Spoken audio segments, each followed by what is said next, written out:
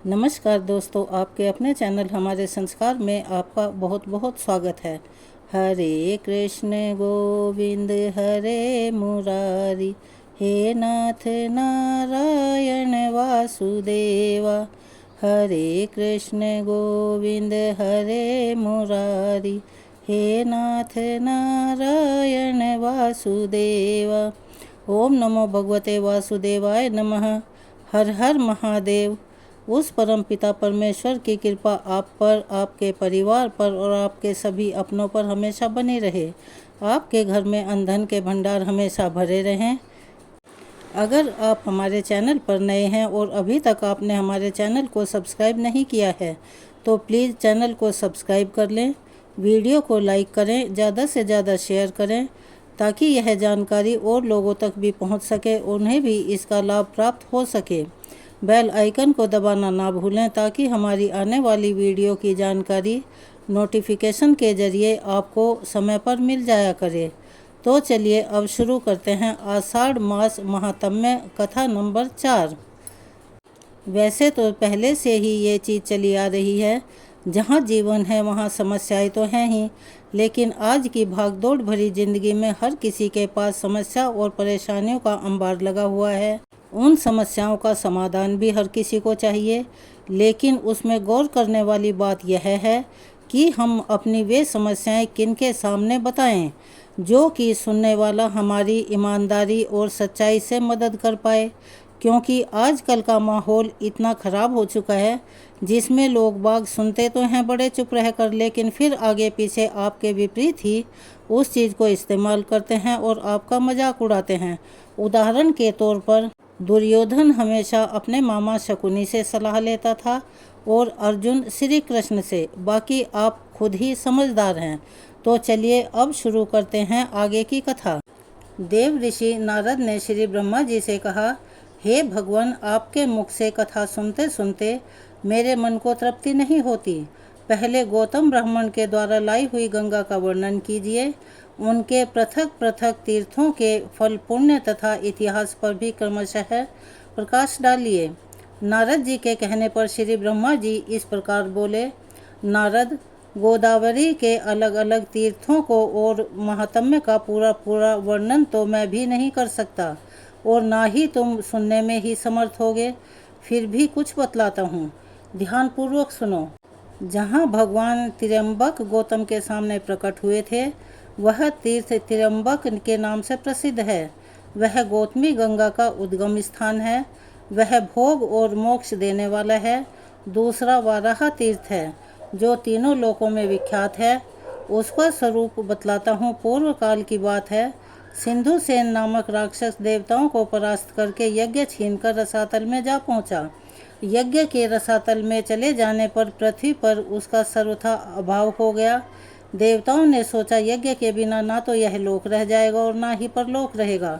अपने शत्रु के पीछे उन्होंने रसातल में धावा कर दिया, परंतु इंद्र आदि देवता सिंधुसेन को जीत नहीं सके। तब उन्होंने पुराण पुरुष भगवान विष्णु के पास जाकर यज्ञ अपहरण आदि राक्षस की सब करतूत कह सुनाई। भगवान ने उन्हें सांत्वना देते हुए कहा, मैं वाराह रूप धारण करके शंख चक्र और गदा हाथ में लेकर रसातल में जाऊंगा और मुख्य मुख्य राक्षसों का संहार करके पुण्यमयी यज्ञ को वापस लौटा लाऊंगा। देवता गणों, तुम सभी लोग स्वर्ग में जाओ, तुम्हारी मानसिक चिंता दूर हो जाएगी। गंगा जी जिस मार्ग से रसातल में गई थी, उसी मार्ग से पृथ्वी को छेद कर चक्रधारी भगवान भी रसातल में पहुंच गए। उन्होंने वाराह रूप धारण करके रसातल वासी राक्षसों और दानवों का वध कर दिया तथा महायज्ञ को मुख में रखकर रसातल से निकल आए। उस समय देवता ब्रह्मगिरी पर श्री हरि की प्रतीक्षा कर रहे थे। उस मार्ग से निकलकर भगवान गंगा स्तोत्र में आए और रक्त से लथपथ हुए अपने अंगों को गंगा जी के पावन जल से धोया। उस स्थान पर वाराह नामक कुंड हो गया। इसके बाद भगवान ने मुंह में रखे हुए महायज्ञ को दे दिया। इस प्रकार उनके मुख से यज्ञ का प्रादुर्भाव हुआ। इसीलिए वाराह तीर्थ परम पवित्र और संपूर्ण अभिलक्ष्य वस्तुओं को देने वाला है। वहाँ किया हुआ स्नान और दान अनेकों यज्ञों का फल देता है। जो पुण्यात्मा पुरुष हैं, वहाँ रहकर अपने पितरों का स्मरण करता है, उसके पितर सभी पापों से मुक्त होकर स्वर्गलोक को चले जाते हैं। त्र्यंबक में एक कुशावती नामक तीर्थ है। उसके स्मरण मात्र से ही मनुष्य कृतार्थ हो जाता है। यह समस्त अभिष्ट वस्तुओं को देने वाला है। कुशावती उस तीर्थ का नाम है जहाँ महात्मा गौतम ने गंगा जी का कुश से आवर्तन किया था। वे वहाँ गंगा को कुश से लौटा कर ले आए थे। कुश व्रत में किया हुआ स्नान और दान पितरों को तृप्ति देने वाला है। जहाँ नदियों में श्रेष्ठ गंगा नील पर्वत से निकली है, वहाँ ही वे नील गंगा के नाम से विख्यात हैं। मनुष्य शुद्ध चित्त होकर नील गंगा में स्नान आदि से जो कुछ भी शुभ कर्म करता है, वह सब अक्षय जानना चाहिए, यानी उसके पुण्य कभी खत्म नहीं होते। उससे पितरों को बड़ी तृप्ति मिलती है। गोदावरी में परम उत्तम कपोत तीर्थ भी है, जिसकी तीनों लोकों में प्रसिद्धि है। मुने मैं उस तीर्थ का स्वरूप और महान फल भी बतलाता हूँ, सुनो। ब्रह्मगिरि पर एक बड़ा भयंकर व्याघ्र रहता था।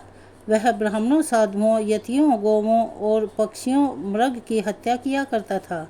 वह पापात्मा बड़ा ही क्रोधी और असत्यवादी था। उसके हाथ में सदा पाश और धनुष मौजूद रहते थे। उस महापाप व्याघ्र ने मन में सदा पाप के ही संकल्प उठते थे। उसकी स्त्री और पुत्र भी उसी स्वभाव के थे। एक दिन अपनी पत्नी की प्रेरणा से वह घने जंगल में घुस गया। वहाँ उस पापी ने अनेक प्रकार के मृगों और पक्षियों का वध किया। कितनों को जीवित ही पकड़कर पिंजरे में डाल दिया। इसी प्रकार वह दूर तक घूम घूम कर फिर वापस अपने घर की ओर लौटा। तीसरे पहर का समय था। चैत्र और बैसाख बीत चुके थे। एक ही क्षण में बिजली कौंधी और आकाश में मेघों की छटा छा गई। हवा चली और पानी के साथ पत्थरों की वर्षा होने लगी। मूसलाधार वर्षा के कारण बड़ी भयंकर अवस्था हो गई। वह व्याध रास्ते में चलते चलते थक गया था। जल की अधिकता के कारण मार्ग का उसे ज्ञान नहीं हो पा रहा था। जल, थल और गड्ढे की पहचान सर्वथा असंभव हो गई थी।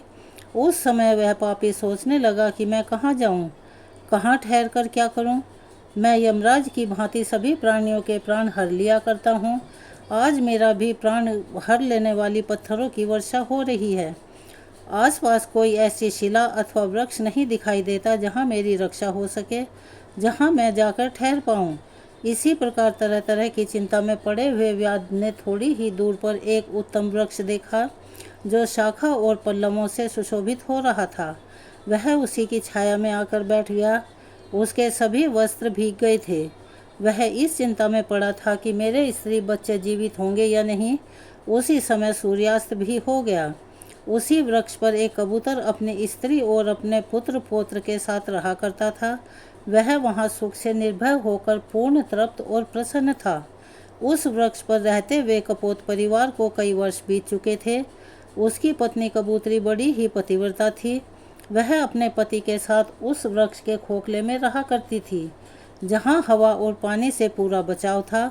उस दिन देववश कपोत और कपोतनी दोनों ही चारा चुगने के लिए गए हुए थे, किंतु केवल कपोत ही लौटकर उस वृक्ष पर आया। भाग्यवश कपोतनी भी वहीं व्याध के पिंजड़े में पड़ी हुई थी। व्याध ने उसे पकड़ तो लिया था, परंतु अभी तक उसके प्राण नहीं गए थे। कपोत अपनी संतानों को मातृहीन देखकर बड़ा परेशान हुआ। भयानक वर्षा हो रही थी। सूर्य भी डूब चुका था। फिर भी वह वृक्ष का खोखला कपोत से खाली ही रह गया। यह विचार कर कपोत विलाप करने लगा, और उसे इस बात का भी पता नहीं था कि कपोत यहीं पास में ही वृक्ष के नीचे पिंजरे में बंधी पड़ी है। कपोत ने अपनी प्रिया के गुणों का वर्णन आरंभ कर दिया। हाय मेरे हर्ष को बढ़ाने वाली कल्याणमयी कपोतनी, जाने क्यों अभी तक वापस लौटकर नहीं आई। वही मेरे धर्म की जननी है। उसके सहयोग से ही मैं धर्म का संपादन कर पाता हूँ। मेरे इस शरीर की स्वामिनी भी वही है। धर्म, अर्थ, काम और मोक्ष की सिद्धि में वही सदा मेरी सहायता भी करती है। मुझे प्रसन्न देखकर वह हंसती और दुखी देखकर मेरे दुखों का निवारण भी करती है। उचित सलाह देने में वह मेरी सखी है। वह सदा मेरी आज्ञा के पालन में ही संलग्न रहती है। सूर्यास्त हो गया तो भी वह कल्याणी अभी तक वापस लौट कर क्यों नहीं आई। वह पति के सिवा दूसरा कोई व्रत, मंत्र, देवता, धर्म अथवा अर्थ नहीं जानती। वह पतिव्रता है। पति में ही उसके प्राण बसते हैं। पति ही उसका मंत्र और पति ही उसका प्रियतम है। मेरी कल्याणमयी भार्या अभी तक वापस लौटकर नहीं आई। मैं क्या करूं, कहाँ जाऊं। मेरा यह घर उसके बिना आज जंगल सा दिखाई दे रहा है।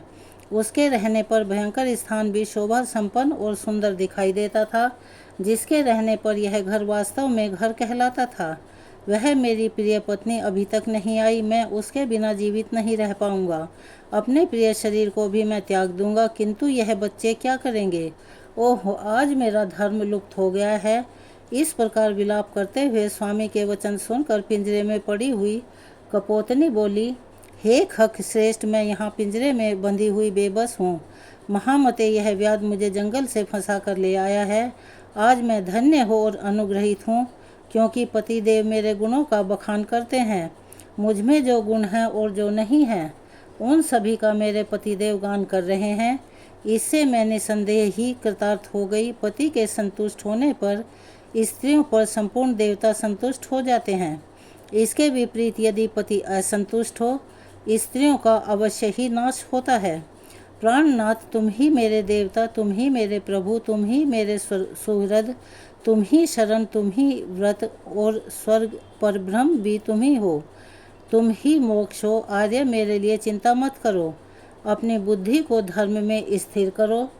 तुम्हारी कृपा से मैंने बहुतेरे भोग भोग लिए हैं। अपनी प्रिय कपोतनी का यह वचन सुनकर कपोत उस वृक्ष से नीचे उतरकर आया और पिंजरे में पड़ी हुई कपोतनी के पास गया।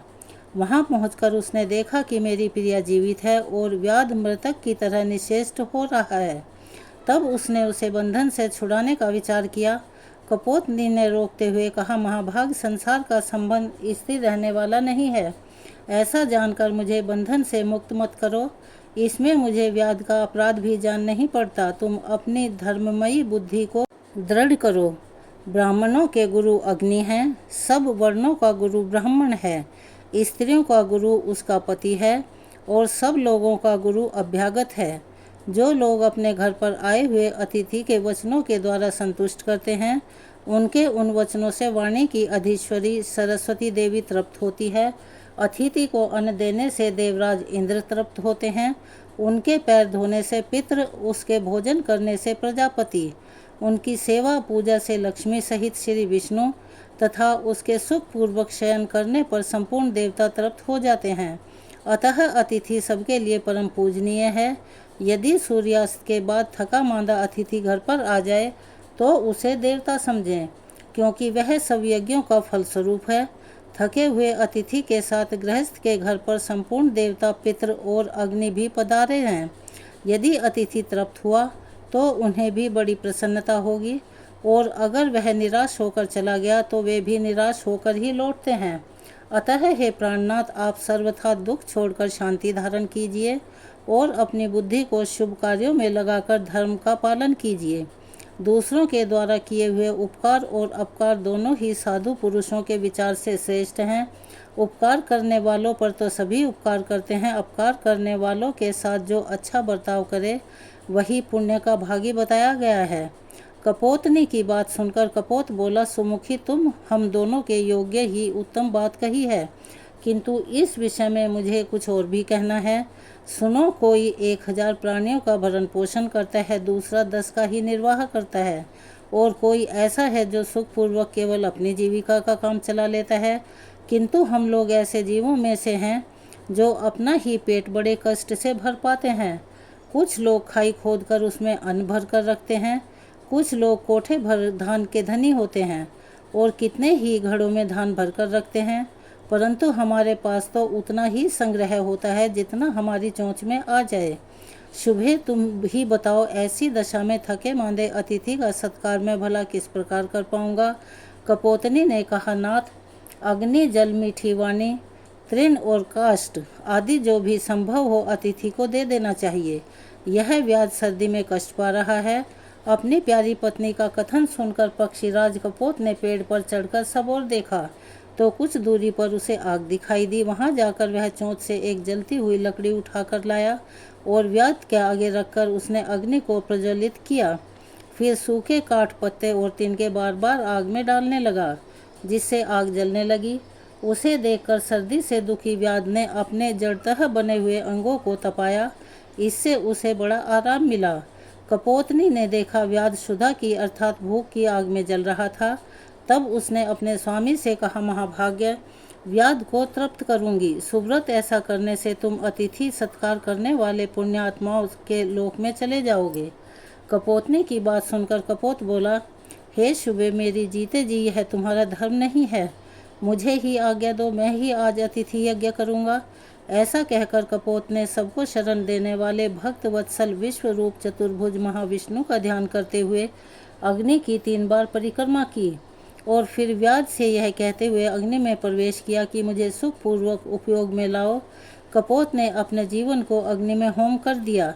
यह देखकर व्याध कहने लगा, ओहो, मेरे इस मनुष्य शरीर का जीवन तो धिक्कार देने योग्य है, क्योंकि मेरे ही लिए पक्षीराज ने यह साहसपूर्ण कार्य किया है। इस प्रकार कहते हुए व्याध ने कपोतनी से कहा, महाभाग्य पतिदेव मुझसे दूर चले जा रहे हैं। उसकी बात सुनकर व्याध सहम गया और तुरंत ही पिंजरे में पड़ी हुई कपोतनी को उसने छोड़ दिया। तब उसने भी अपने पति की तरह ही अग्नि की परिक्रमा करके कहा कि स्वामी के साथ चिता में प्रवेश करना स्त्रियों के लिए बड़ा ही धर्ममयी कार्य है। वेद में इस मार्ग का विधान है और इस लोक में मैं सबने इसकी प्रशंसा की है। जैसे सांप पकड़ने वाला मनुष्य सांप को बिल से बलपूर्वक निकाल लाता है, उसी प्रकार पति का अनुगमन करने वाली नारी पति के साथ ही स्वर्गलोक को जाती है। ऐसा कहते ही कपोतनी ने पृथ्वी, देवता, गंगा तथा वनस्पतियों को नमस्कार किया और अपने बच्चों को सांत्वना देकर व्याध से कहा, महाभाग, आपकी कृपा से आज मुझे ऐसा अवसर प्रदान हुआ है और मैं अब अपने पति के साथ स्वर्गलोक को जा रही हूँ। ऐसा कहकर कपोतनी अग्नि में प्रवेश कर गई। उसी समय आकाश में जय जयकार की ध्वनि गूंज उठी। तत्काल ही सूर्य के समान तेजस्वी अत्यंत सुंदर विमान उतरकर आया। दोनों दंपति देवता के समान दिव्य शरीर धारण करके उस पर आरूढ़ हुए और आश्चर्य में पड़े हुए व्याध से प्रसन्न होकर बोले, महामते, हम देवलोक में जा रहे हैं और तुम्हारी आज्ञा चाहते हैं। तुम अतिथि के रूप में हम दोनों के लिए स्वर्ग की सीढ़ी बनकर आ गए। तुम्हें बारंबार नमस्कार है। उन दोनों को श्रेष्ठ विमान पर बैठे देख व्याध ने अपना धनुष और पिंजरा फेंक दिया और हाथ जोड़कर कहने लगा, महाभाग, मेरा त्याग मत करो। मैं अज्ञानी हूँ, मुझे भी कुछ दो। मैं तुम्हारे लिए आदरणीय अतिथि होकर आया था, इसीलिए मेरे उद्धार का कोई उपाय बतलाओ। व्याध की बात सुनकर उन दोनों ने कहा, व्याध, तुम्हारा कल्याण हो। तुम भगवती गोदावरी के तट पर जाओ और उन्हीं को अपना पाप भेंट कर दो। वहाँ 15 दिनों तक डुबकी लगाने से तुम्हारे सभी पापों के नाश हो जाएगा और तुम सभी पापों से मुक्त हो जाओगे। पाप मुक्त होने पर जब पुनः गौतमी गंगा में स्नान करोगे, तब अश्वमेध यज्ञ का फल पाकर अत्यंत पुण्यमय हो जाओगे। नदियों में श्रेष्ठ गोदावरी ब्रह्मा, विष्णु तथा महादेव जी के अंश से प्रकट हुई है। उनके भीतर पुनः गोते लगाकर जब तुम अपने मलिन शरीर को त्याग दोगे, तब निश्चय ही श्रेष्ठ विमान पर आरूढ़ होकर स्वर्गलोक में पहुंच जाओगे। उन दोनों की बात सुनकर व्याध ने वैसा ही किया। फिर वह भी दिव्य रूप धारण करके एक श्रेष्ठ विमान पर जाकर बैठा। कपोत, कपोतनी और व्याध तीनों ही गौतमी गंगा के प्रभाव से स्वर्गलोक को चले गए। तभी से वह स्थान कपोत तीर्थ के नाम से विख्यात हुआ। वहाँ स्नान, दान, पितरों की पूजा, जप और यज्ञ आदि करने पर वे अक्षय फल को देने वाले होते हैं। देव ऋषि नारद को कपोत तीर्थ की महिमा सुनाकर श्री ब्रह्मा जी मौन हो गए। इसके आगे का वृतांत आप हमारी अगली वीडियो अध्याय कथा नंबर 5 में सुनेंगे। चलिए अब सुनाते हैं एक और पौराणिक कथा। आगे का वृतांत, प्राची सरस्वती का नाम सुनकर वे सभी द्विज वहां पर स्नान करने की इच्छा से गए। तीर्थों में श्रेष्ठ सरस्वती के तट पर बहुत सारे द्विज निवास करते थे। तरह तरह के वृक्ष और स्थान की शोभा बढ़ा रहे थे और वह तीर्थ सभी प्राणियों को बहुत सुंदर लगता था। अनेकों ऋषि मुनि उसका सेवन करते थे। उन ऋषियों में से कोई वायु पीकर रहने वाले थे तो कोई जल पीकर, कुछ लोग फलाहारी थे तो कुछ लोग केवल पत्ते चबाकर रहने वाले थे। सरस्वती नदी के तट पर महर्षियों के स्वाध्याय का शब्द गूंजा करता था। मृग के सैकड़ों झुंड वहां पर विचरते रहते थे। अहिंसक और धर्मपरायण महात्माओं से उस तीर्थ की शोभा बहुत ही बढ़ी हुई थी। पुष्कर तीर्थ में सरस्वती नदी सुप्रभा, कंचना, प्राची, नंदा और विशाला नाम से प्रसिद्ध 5 धाराओं में बहती है। भूतल पर वर्तमान ब्रह्मा जी की सभा में उनके विस्तृत यज्ञ मंडप में जब द्विजातियों का शुभागमन हो गया, देवतागण पुण्यामयी ही वचन और नाना प्रकार के नियमों का पालन करते हुए जब यज्ञ कार्य के संपादन में लग गए और पितामह ब्रह्मा जी यज्ञ की दीक्षा ले चुके, उस समय संपूर्ण भोगों की समृद्धि से युक्त यज्ञ के द्वारा भगवान का यौन आरंभ हुआ। राजन, उस यज्ञ में द्विजातियों के मन से जिस भी वस्तु की इच्छा होती, अपने आप उनके सामने उपस्थित हो जाया करती। धर्म और अर्थ के साधन में प्रवीण पुरुष भी स्मरण करते ही वहां आ जाते थे। देव गंधर्व गान करने लगते, अप्सराएं नाचने लगती, दिव्य बाजे बज उठते। उस यज्ञ की समृद्धि से देवता भी संतुष्ट हो गए। मनुष्य को तो वहाँ का वैभव देखकर बड़ा ही आश्चर्य हुआ। पुष्कर तीर्थ में जब इस प्रकार ब्रह्मा जी का यज्ञ होने लगा, उस समय ऋषियों ने संतुष्ट होकर सरस्वती का सुप्रभा नाम से आवाहन किया। पितामह का सम्मान करती हुई वेगशालिनी सरस्वती नदी को उपस्थित देखकर मुनियों को बड़ी प्रसन्नता हुई। इस प्रकार नदियों में श्रेष्ठ सरस्वती ब्रह्मा जी की सेवा और मानुषी मुनियों की प्रसन्नता के लिए ही पुष्कर तीर्थ में प्रकट हुई थी।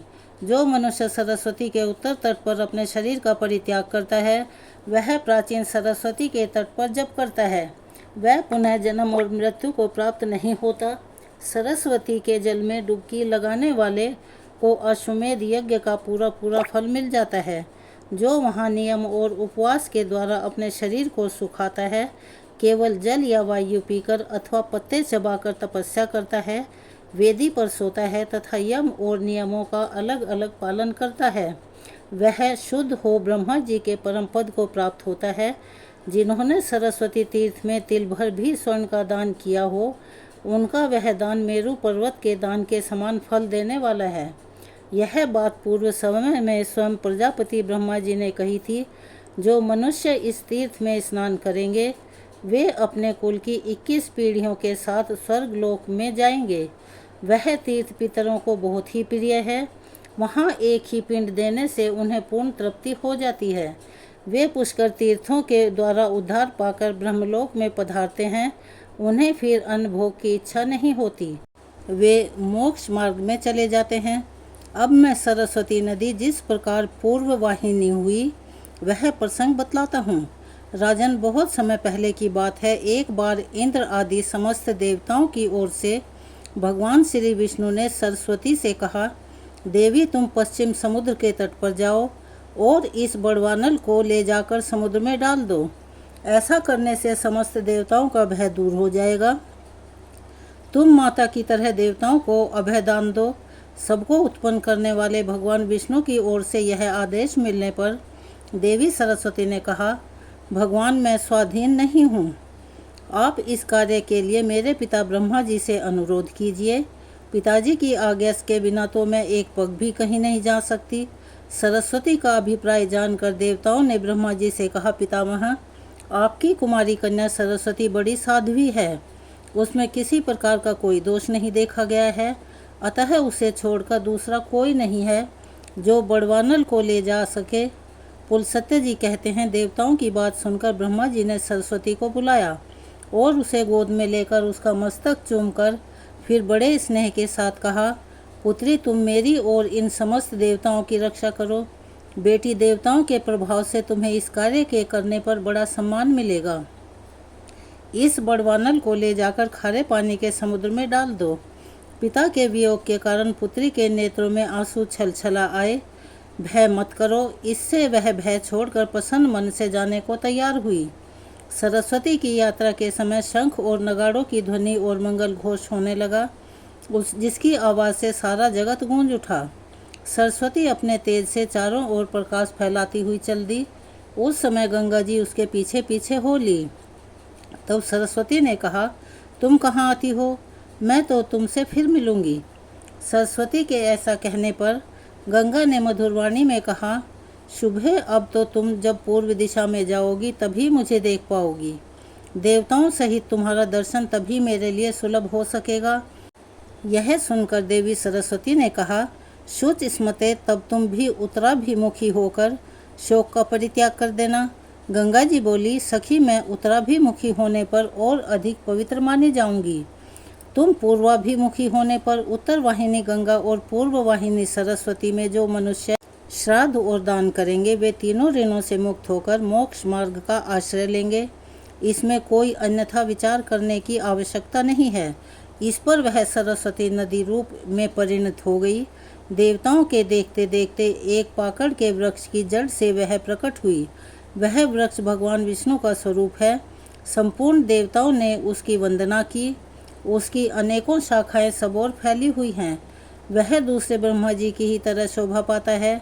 यद्यपि उस वृक्ष में एक भी फूल नहीं है, तो भी वह डालियों पर बैठे हुए शुक आदि पक्षियों के कारण फूलों से लदा हुआ सा लगता है।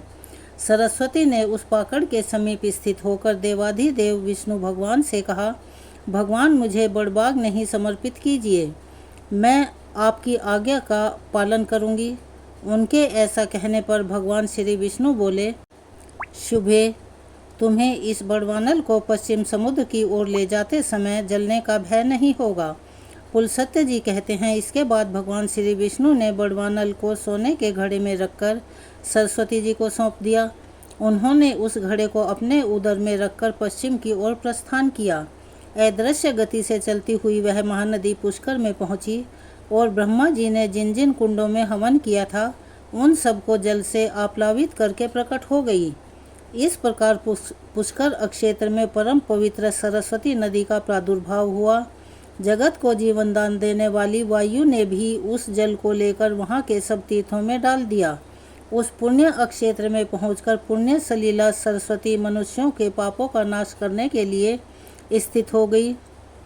जो पुण्यात्मा मनुष्य पुष्कर तीर्थ में विद्यमान सरस्वती का दर्शन करते हैं वे नारकीय जीवों की अधोगति का अनुभव नहीं करते। मनुष्य उसमें भक्ति भाव के साथ स्नान करते हैं। वे ब्रह्मलोक में पहुंचकर ब्रह्मा जी के साथ आनंद का अनुभव करते हैं। जो मनुष्य ज्येष्ठ पुष्कर में स्नान करके पितरों का तर्पण करता है वह उन सब का नरक से उद्धार कर देता है और स्वयं उसका भी चित्त शुद्ध हो जाता है। ब्रह्मा जी के अक्षेत्र में पुण्य सलीला सरस्वती को पाकर मनुष्य दूसरे किसी तीर्थ की कामना करें, उससे बढ़कर दूसरा तीर्थ तो है ही नहीं। कौन संपूर्ण तीर्थों में स्नान करने से जो फल मिलता है वह सबका सब ज्येष्ठ पुष्कर में एक बार डुबकी लगाने से मिल जाता है। उसके बारे में अधिक क्या कहा जाए। जिसने पुष्कर क्षेत्र का निवास, ज्येष्ठ कुंड का जल और उस तीर्थ में मृत्यु, यह तीनों बातें प्राप्त कर ली, उसने परम गति पा ली। जो मनुष्य उत्तम काल, उत्तम अक्षेत्र और उत्तम तीर्थ में स्नान कर और होम करके ब्राह्मण को दान देता है वह अक्षय सुख का भागी होता है। मति, स्मृति, प्रज्ञा, मेधा, बुद्धि और शुभवाणी, यह 6 सरस्वती के पर्याय बतलाए गए हैं। जो पुष्कर के वन में जहाँ प्राची सरस्वती है जाकर उनके जल का दर्शन भर कर लेते हैं उन्हें भी अश्वमेध यज्ञ का फल मिलता है। और जो उसके भीतर गोता लगाकर स्नान करता है वह तो ब्रह्मा जी का अनुचर होता है। जो मनुष्य वहाँ विधि पूर्वक श्राद्ध करते हैं वे पितरों को दुखदायी नरक से निकालकर स्वर्ग में पहुँचा देते हैं। जो सरस्वती में स्नान करके पितरों को कुश और तिल से युक्त जल प्रदान करते हैं उनके पितर हर्षित होकर नाचने लगते हैं। यह पुष्कर तीर्थ सब तीर्थों में श्रेष्ठ माना गया है क्योंकि वहाँ आदि तीर्थ है, इसीलिए इस पृथ्वी पर यह समस्त तीर्थों में विख्यात है। यह मानव धर्म और मोक्ष की क्रीड़ा स्थली है, निधि है। सरस्वती से युक्त होने के कारण इसकी महिमा और भी बढ़ गई है। जो लोग पुष्कर तीर्थ में सरस्वती नदी का जल पी लेते हैं वे ब्रह्मा और महादेव जी के द्वारा प्रशंसक अक्षय लोकों की प्राप्त करते हैं। भीष्म जी पुष्कर वन में पहुंचकर सरस्वती नदी के प्रकट होने की बात बताई गई। अब वह पुनः अदृश्य होकर वहां से पश्चिम दिशा की ओर चली। पुष्कर से थोड़ा ही दूर जाने पर एक खजूर का वन मिला जो फल और फूलों से सुशोभित था। सभी ऋतुओं के पुष्प उस वन स्थली की शोभा बढ़ा रहे थे। वह स्थान मुनियों के भी मन को मोहने वाला था। वहां पहुंचकर नदियों में श्रेष्ठ सरस्वती देवी पुनः प्रकट हुई और वहां नंदा के नाम से तीनों लोकों में प्रसिद्ध हुई। सूत जी कहते हैं, यह सुनकर देवव्रत भीष्म ने पुलस्त्य जी से कहा और पूछा, ब्राह्मण सरिता में श्रेष्ठ नंदा कोई दूसरी नदी तो नहीं है? मेरे मन में इस बात को लेकर बड़ा कौतूहल हो रहा है कि सरस्वती का नाम नंदा कैसे पड़ा। जिस प्रकार और जिस कारण से वे नंदा नाम से प्रसिद्ध हुई उसे बताने की कृपया कीजिए। भीष्म के इस प्रकार पूछने पर पुलस्त्य जी ने सरस्वती का नंदा नाम क्यों पड़ा, इसका प्राचीन इतिहास सुनाना आरंभ किया। वे कहने लगे, भीष्म, बहुत पहले की बात है। पृथ्वी पर प्रभंजन नाम से एक प्रसिद्ध एक महाबली राजा हुए। एक दिन वे उस वन में मृगों का शिकार खेल रहे थे। उन्होंने देखा एक झाड़ी के अंदर एक मृगी खड़ी है। वह राजा के ठीक सामने खड़ी थी। प्रभंजन ने एक अत्यंत तीक्ष्ण बाल चलाकर मृगी को बीन डाला। आहत हरिणी ने चकित होकर चारों ओर देखा, फिर हाथ में धनुष बाण धारण किए राजा को खड़ा देखकर वह बोली, ओ मूर्ख, यह तूने क्या किया? तुम्हारा यह कर्म पाप से भरा हुआ है। मैं यहाँ नीचे मुँह करके खड़ी थी और निर्भय होकर अपने बच्चे को दूध पिला रही थी। इसी अवस्था में तूने इस वन के भीतर मुझे निरपराध हरिणी को अपने वज्र के समान बाण का निशाना बनाया है। तेरी बुद्धि बड़ी खोटी है, इसीलिए तू कच्चा मांस खाने वाले पशु की योनि में पड़ेगा। इस कंठ का कीर्ण वन में तोता व्याघ्र हो जा। मृगी का यह शाप सुनकर सामने खड़े हुए राजा की संपूर्ण इंद्रियां व्याकुल हो उठी।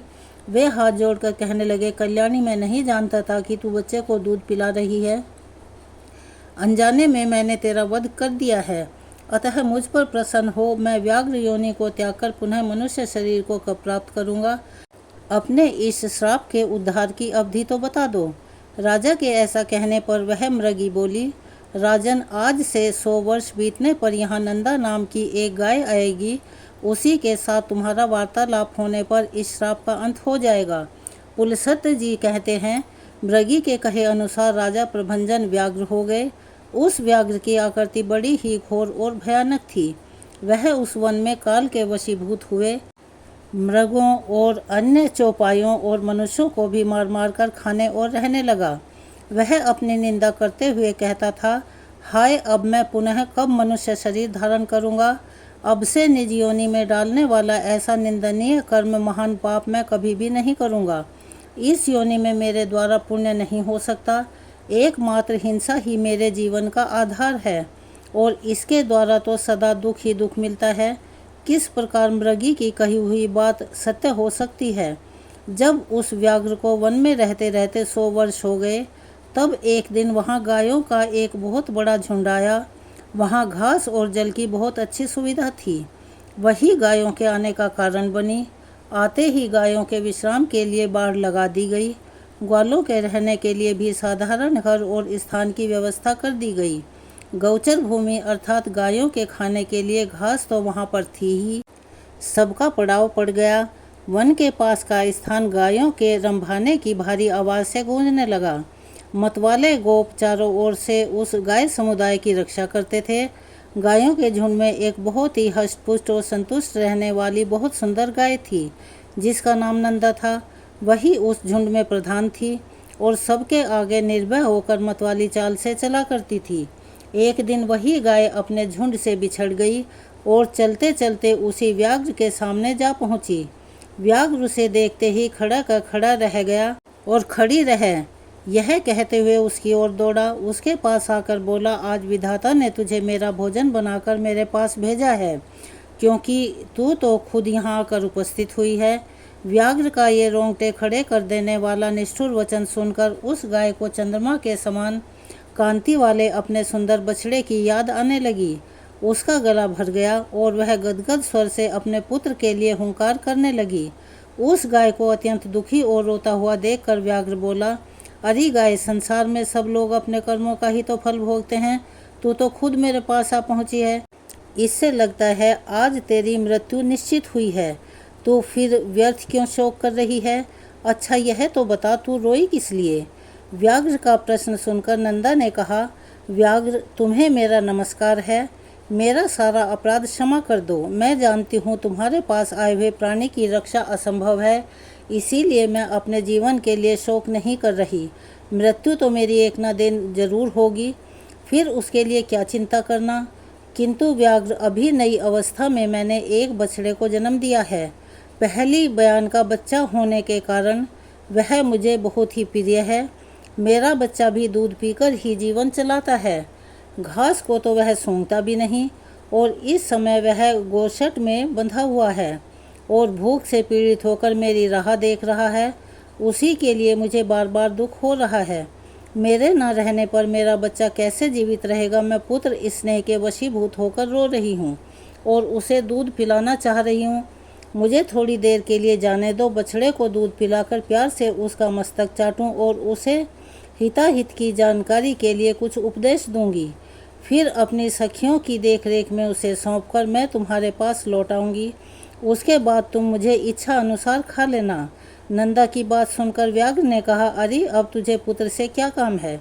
नंदा बोली, मृगेंद्र, मैं पहल बछड़ा ब्याई हूँ, इसीलिए उसके प्रति मेरी बहुत ममता है।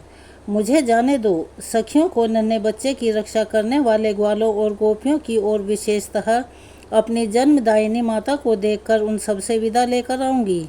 मैं शपथ पूर्वक यह कहती हूँ, अगर तुम्हें विश्वास हो तो मुझे छोड़ दो। अगर मैं फिर वापस लौट कर ना आऊँ तो मुझे वही पाप लगे जो ब्राह्मण और माता पिता का वध करने से होता है।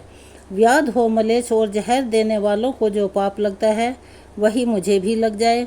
जो गौशाला में विघ्न डालते हैं, सोते हुए प्राणी को मारते हैं, जो एक बार अपनी कन्या का दान करके फिर उसे दूसरे को देना चाहते हैं, उन्हें जो पाप लगता है वह मुझे भी लगे। जो अयोग्य बैलों से भारी बोझ उठवाते हैं, उसको लगने वाला पाप मुझे भी लग जाए। जो कथा होते समय विघ्न डालता है, जिसके घर पर आया हुआ मित्र निराश लौट जाता है, उसको जो पाप लगता है वही मुझे भी लगे। अगर मैं पुनः लौट कर ना आऊँ इन भयंकर पापों के भय से, तो मैं अवश्य आऊँगी ही। तो यह थी आज की कहानी। यह कहानी यहीं पर समाप्त होती है। इसके आगे का वृतांत हम आपको दूसरी वीडियो में सुनाएंगे। अगर आप हमारे चैनल पर नए हैं और अभी तक आपने चैनल को सब्सक्राइब नहीं किया है तो प्लीज़ हमारे चैनल को सब्सक्राइब कर लें। वीडियो को लाइक करें, ज़्यादा से ज़्यादा शेयर करें ताकि यह कहानी और लोगों तक भी पहुंच सके। बेल आइकन को दबाना ना भूलें ताकि हमारी आगे आने वाली वीडियो की जानकारी नोटिफिकेशन के ज़रिए आपको मिल जाया करे। अपना सहयोग और प्यार हमें ऐसे ही प्रदान करते रहें। कमेंट्स बॉक्स में ओम नमो भगवते वासुदेवाय नमः, हर हर महादेव लिखना ना भूलें। धन्यवाद।